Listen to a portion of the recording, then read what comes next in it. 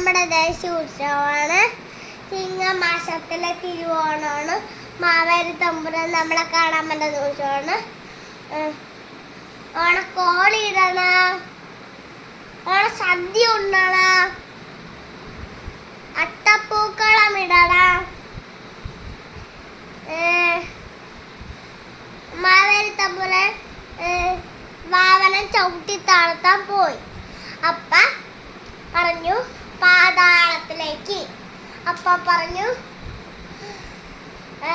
നിനക്ക് എന്തെങ്കിലും ആശീർവാദമുണ്ടോ എന്ന് പറഞ്ഞപ്പോ പറഞ്ഞു എനിക്ക് എല്ലാവരും കാണണം എൻ്റെ ജീവിതത്തിൽ ഉള്ളത്.